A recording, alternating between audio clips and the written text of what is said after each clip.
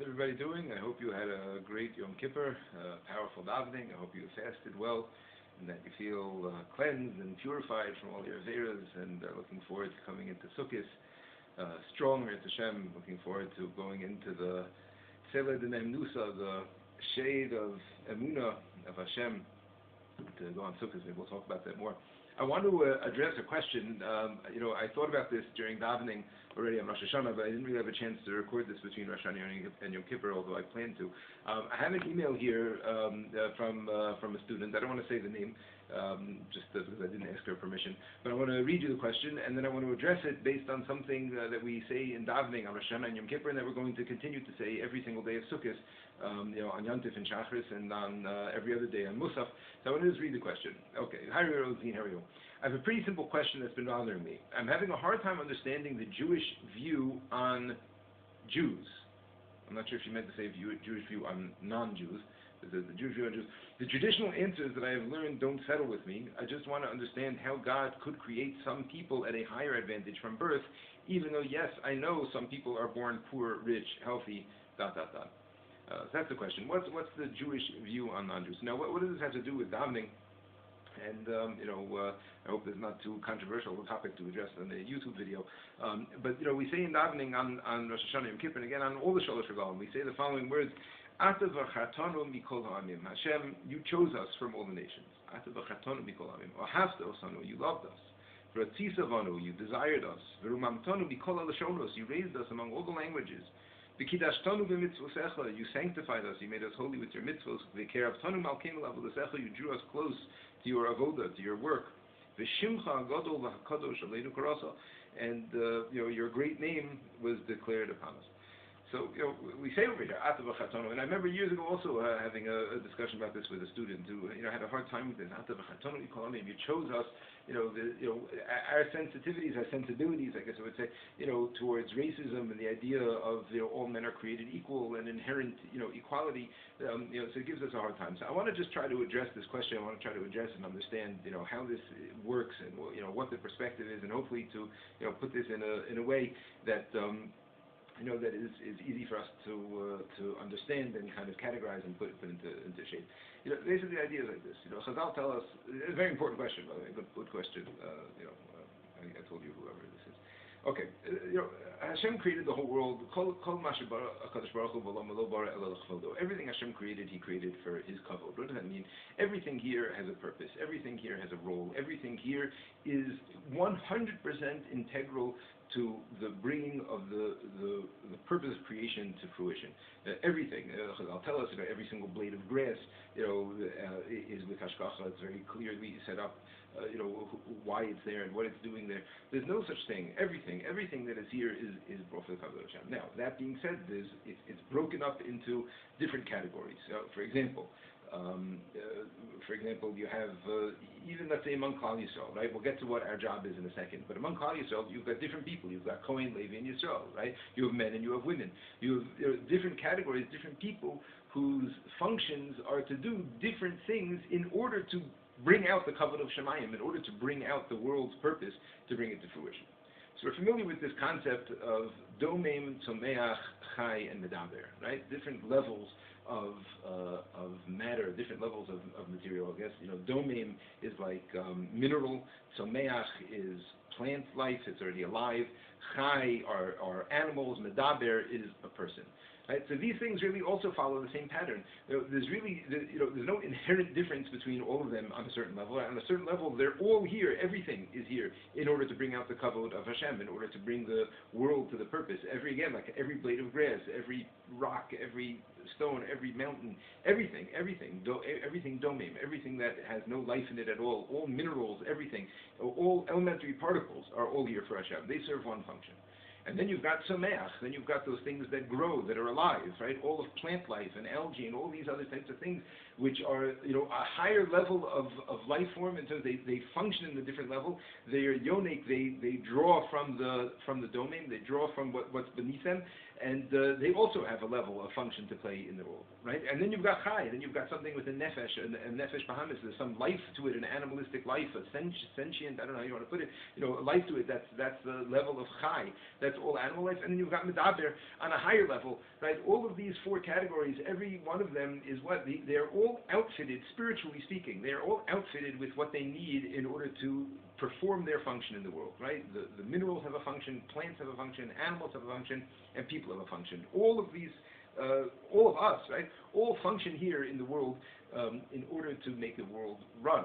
What does it mean to make the world run? All of these things are necessary for the whole cycle of life that we have over here. In order for everything to happen, in order for people to exist, in order for there to be commerce, in order for there to be trade and people making things and creating things and providing things and building things and sowing things, right? Everything, the world running has to run this way. And there's a certain structure that Hashem demands from the running, only from the medaber. The medaber is the only one, people are the only one with free will, with choices. And Hashem demands a certain structure, and He demands the Sheva Mitzvos B'nai Noach. He says, how do you run the world? How do we take Domem, Tzomech, Chai, Medaber? How do we run the world in the most spiritually, not just efficient way, but the way that the world is supposed to run? So the 7 mitzvos, the 7 laws, the Sheva Mitzvos B'nai Noach, that a non-Jewish person is bound by, and has to keep them. And they're all things that keep the world running, all things that keep the world functioning, having a system of courts, not being permitted to steal, the sanctity of monogamous marriage and relationships, cruelty to animals. Right? These are all things that are necessary in order to have the world run, and those are the requirements that Hashem has set up. Right? The domain, the tzomech, and the chai follow Hashem's rules. Right? The animals have instincts that are Hashem's rules, and the Succot and Tehillim tell us that the nature also follows the rules. These are all the rules of that Hashem set up for them. The medaber also has rules, but we're given the choice to obey those rules or not. That's the level of the medaber. So now, what's a Jew? Where does Klal Yisrael fit into this? So there's two things that Hashem wants to happen in the world. Hashem wants the world to run. He wants it to run efficiently, to run well, to run in a moral, ethical way. That's the Sheva Mitzvos B'nai Noach. But then there's something else. Hashem created the world lacking a certain perfection. Hashem created the world in a spiritual way, lacking a perfection, lacking something that needs to fill in the gaps.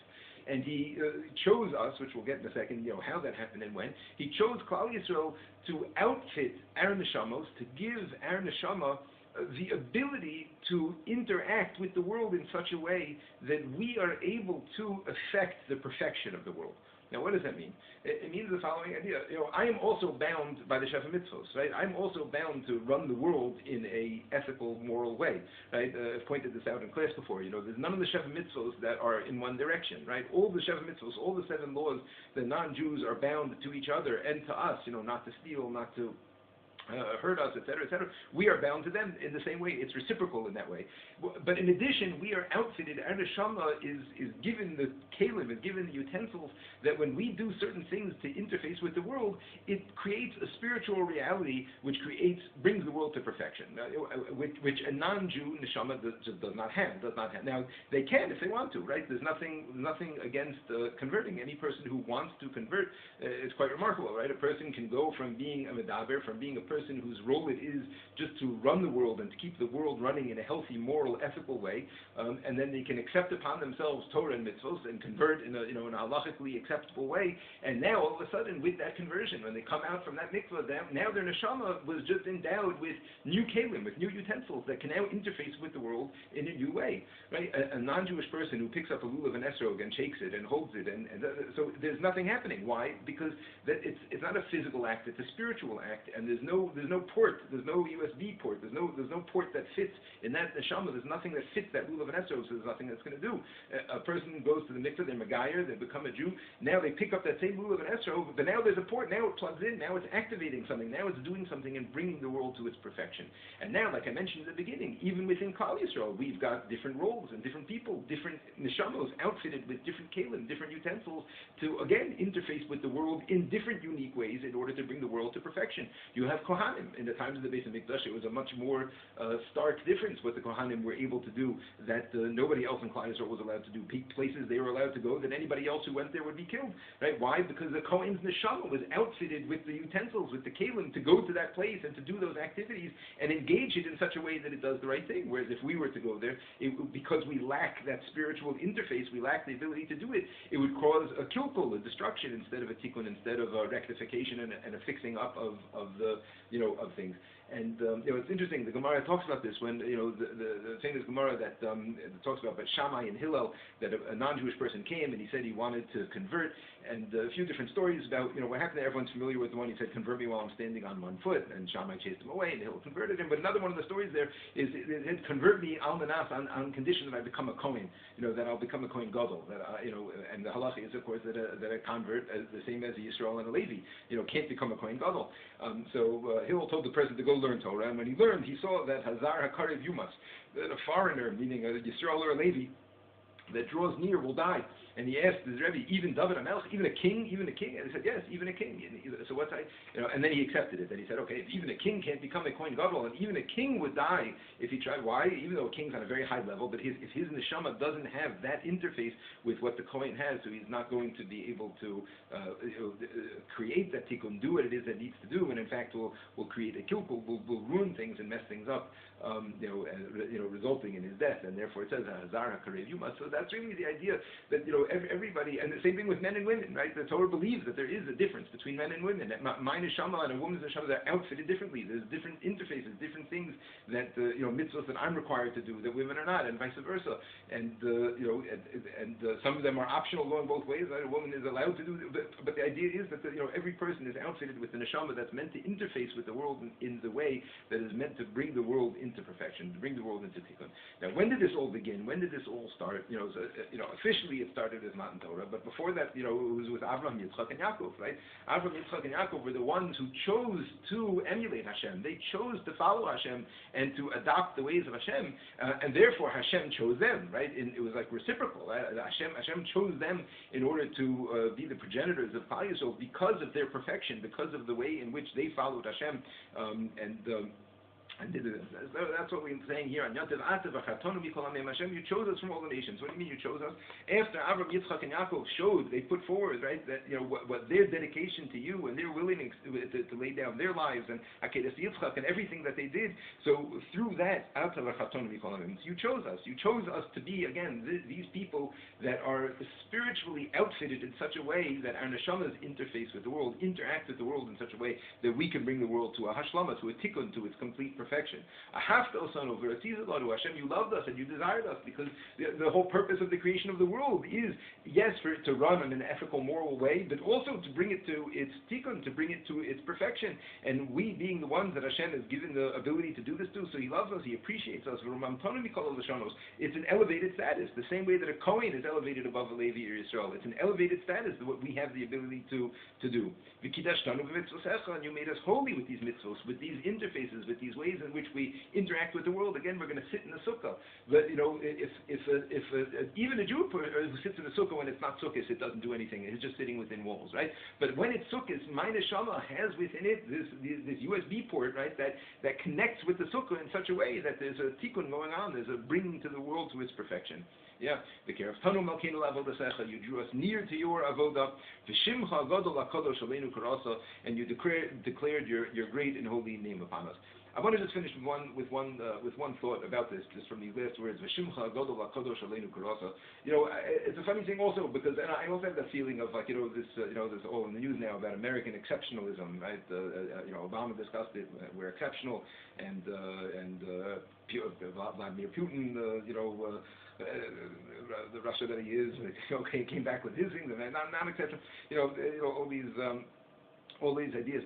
So I just want to talk about the exceptionalism of Klal Yisrael for a second, and I just want to say it like this, that it's true that we say all these things, but the world made us special, even without all this. The world made us special. There's no other nation that's gone through what we've gone through. There's no other nation that the world has singled out the way that Klal Yisrael has been singled out and continues to be singled out, until today. And if a person looks at from that perspective, so you say Atah bachartanu, not in a shameful way, like a supremacist kind of way, but the world picked us out. The world already chose us, mikol ha'amim, to give us the treatment that we've received, for millennia. The world already shows us that they feel that we are something unique and special. So I don't feel that we have to be apologetic when we declare our uniqueness and our specialness, and we declare the fact that Hashem endowed us with these special gifts, these special abilities to interact with the world in such a way and bring it to perfection. Again, not just to make it be a moral, ethical world, although again, any person has the ability to jump ship and become a Jew and become outfitted, get that special neshama, get those utensils.